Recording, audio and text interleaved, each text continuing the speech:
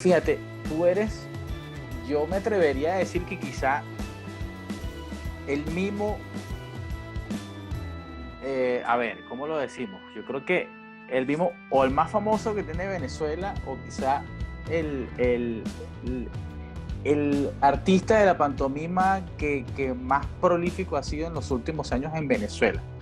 Evidentemente en el interior del país hay mucha gente haciendo cosas, pero por lo menos en Caracas eh, tú eras el hombre a acudir si tú querías aprender de pantomima, si tú quieres eh, un mimo.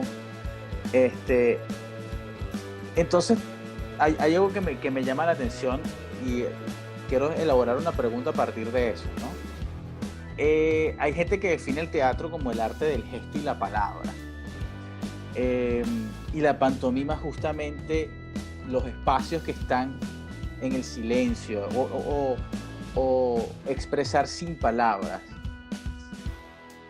La palabra en el teatro es fundamental a veces, incluso más que en el cine, creo yo, porque el cine o la misma televisión. Eh, ¿Cuál es tu palabra favorita?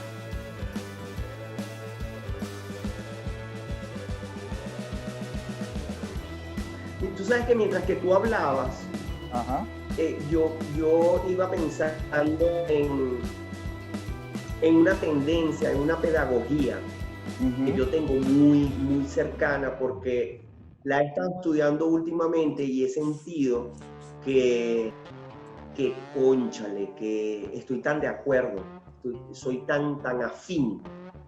Y te estoy hablando de Lecoq, te estoy hablando de Ajá. Jacques Lecoq y de su pedagogía que tiene que ver con el cuerpo poético y que tiene Cuerpo que ver poético. con lo que desde los años 70 constituyó como la Escuela Internacional de Teatro de Jacques Lecoq.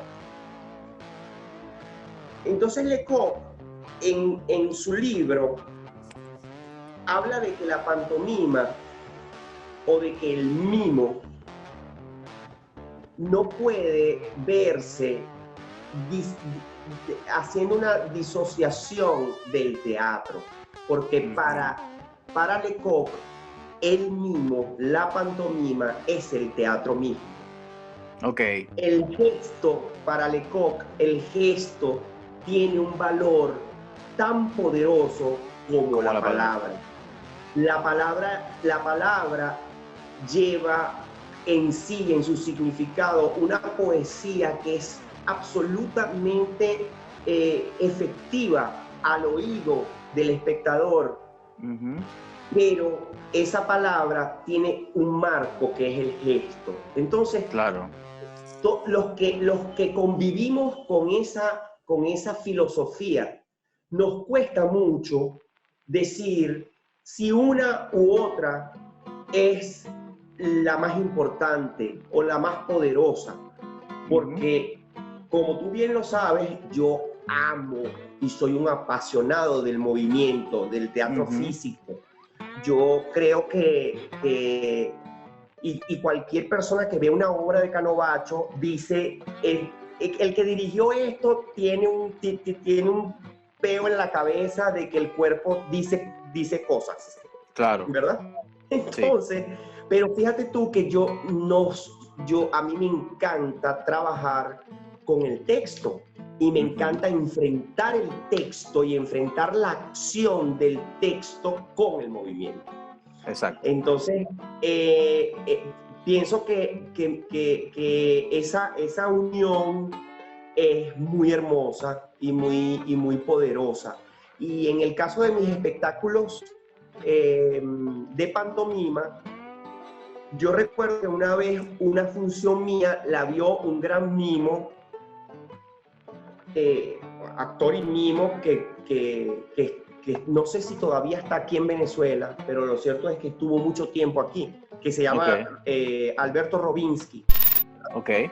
Y Robinsky, después de verme en una función, me hizo un comentario que yo lo sentí en el momento como un poco como de reclamo. Okay. Porque él me dijo, pero tú no haces, fíjate lo que me dijo. Digo, pero tú no haces mimo. Tú eres como mimo clown. Y yo le dije, claro, porque es que yo antes de ser mimo, yo fui clown.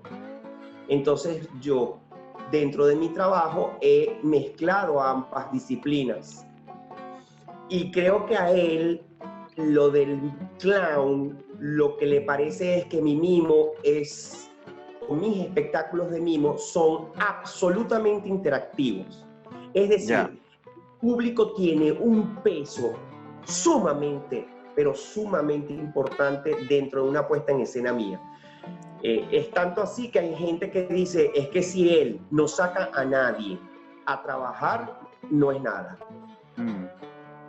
Porque yo sé que hay gente que ha dicho eso. Y yo una vez invité a un maestro mío, que vino, a un maestro, el último taller de comedia del arte italiana que hice aquí en el Ateneo de Caracas, lo hice con un italiano que se llama Dario Tamiazzo. Tamiazzo. Y Dario Tamiazzo, yo me lo llevé para una función que me compró CanTV del Mimo y los Inventos. Y él fue a verme. Y le gustó mucho. Pero se me acercó y me dijo que lo único que él pensaba que le hacía falta un poco a mi trabajo era que me quedara un poco más solo en el escenario. Para que para que el público pudiese disfrutar un poco más de mí en solitario sin nadie. Y yo volví otra vez a pensar en lo que me había dicho Robinsky y en lo que me había dicho y en lo que la gente opina sobre esa combinación que yo hago. Claro. Y creo que en definitiva a mí nunca me ha interesado hacer una exposición frente al público de la técnica y del prodigio que es hacer una buena pared, y considero que soy un buen ejecutante, es decir, que tengo una muy buena técnica porque además la aprendí bien, pero que nunca me ha interesado hacer un espectáculo para que sea yo como la estrella fundamental, sino que siempre me ha gustado que el público sea un complemento y que además mi trabajo como mimo siempre ha tenido la pedagogía al lado. Es decir, cómo tú puedes lograr que una persona que no tiene nada que ver con tu espectáculo se convierta en parte de tu espectáculo. Creo que por allí va más mi investigación, más de mostrar que yo tengo una cuerda muy definida, que yo puedo hacer tensiones y relajaciones bastante adecuadas, que sé dónde está el techo y puedo empujar techos y empujar paredes y todas esas clases que tú hiciste conmigo, que las hiciste bastante bien porque tú tienes una muy buena técnica, por cierto. O sea, a mí me preguntan, ¿quién de tus estudiantes tú dices que bueno, que dijo, que hizo? Yo siempre digo, yo tengo muchos estudiantes, pero tengo dos que se fajaron e hicieron lo que tenían que hacer, que son Reinaldo Milano y Carlos Rivera. Y ahí está. Carlos Rivera. Y Carlos está haciendo un montón de cosas. Yo lo sigo en Carlos se dedicó. Carlos Rivero es Carlos mismo Rivero. Sí, tal cual.